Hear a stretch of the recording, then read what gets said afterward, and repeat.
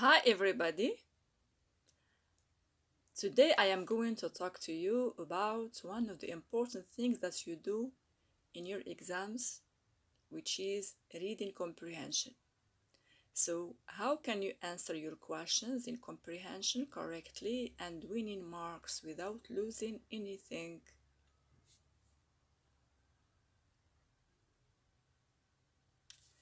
First of all, you have to do things before you start answering the questions.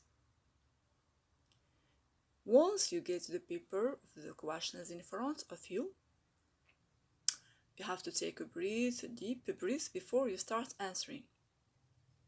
Look at the title and subtitles if you have any, pictures, charts, graphs if you have them, before you start reading, because when you look at them, you will have an idea about what the text is about. You can move and read just the introduction and the conclusion, or read introduction and concluding sentences, because the introductory and concluding sentences help you understand what is in the paragraph or the different paragraphs. Read the text slowly and carefully a lot of times before you start to answer the questions, because the more you read, the better you understand. Read the questions many times, at least 3 times, in order to know what you are supposed to answer and where in the text you can find the answers.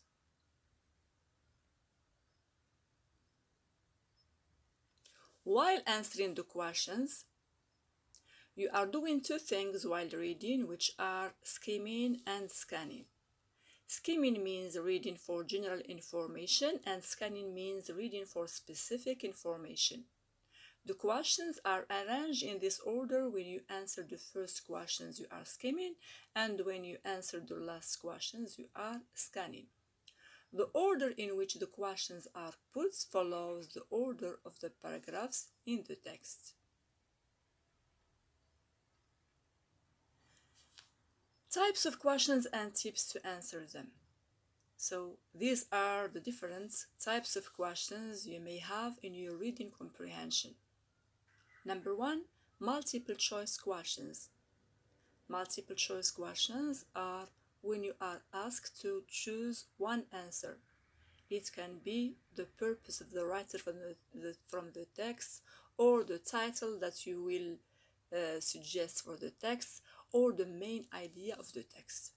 So you have to choose one answer only, either by ticking or circling or underlining the correct answer, or writing it in the given space.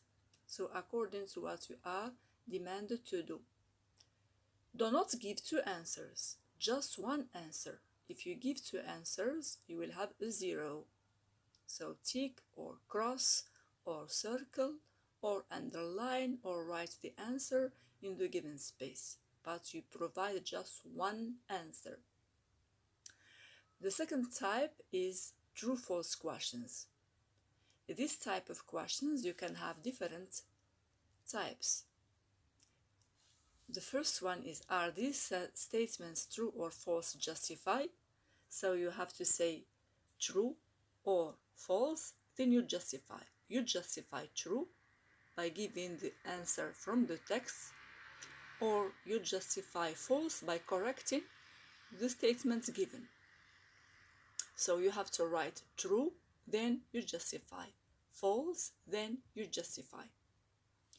Another type of these questions is, these statements are false, correct them. So you don't have to say true or false, because they say to you already that all of them are false. So you have the number, write the correction.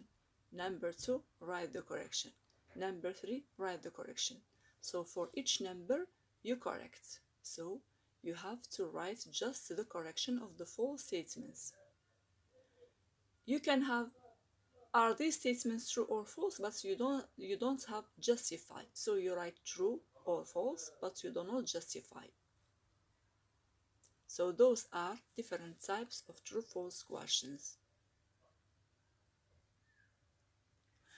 Other types of questions are table or sentences completion. What do we mean by this? You can have a chart and you complete it from the text, or you have sentences and you complete them from the text. So you have to choose just information. You have to use just information from the text, not from your background knowledge. You have to complete the tables or the sentences by information from the text. Sometimes you can have a text which talk about someone you know, like Bill Gates or any famous person. So you don't have to use information you know about this person. You have just to use the information that is in the text. Another type of questions is answer these questions. You can have yes/no questions, which means you answer yes or no. For example, you can have did the writer say that, or does the writer give that. So you have to use yes or no. So you answer yes or no. You can have WH questions. So to answer WH questions, you have to know the meaning of WH words, like where for a place, when for a time, who for a person, why for a reason. So you have to know the meaning of these WH words in order to answer this type of questions correctly. Another type of question is, what do the underlined words in the text refer to?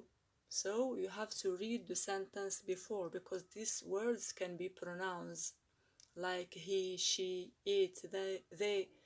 And you have to look back in the previous sentence in order to know what do these pronouns refer to. The other type of questions is, find in the text words or phrases that mean almost as. So here you are to find synonyms of the words or the phrases that you have in the text, but you have to know the nature of the word. If it is a verb, you find the verb. If it is an adjective, find the adjective. If it is a noun, find the noun. If it is an adverb, find an adverb.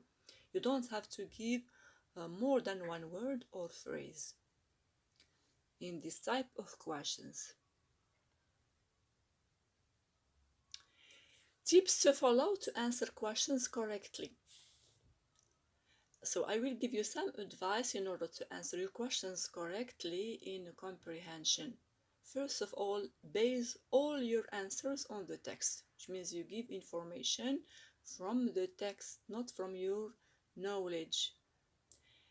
2. Do not use your own words unless you are asked to do so. So use the words given by the writer. But if they say to you, use your own words to answer these questions, so you use your own words.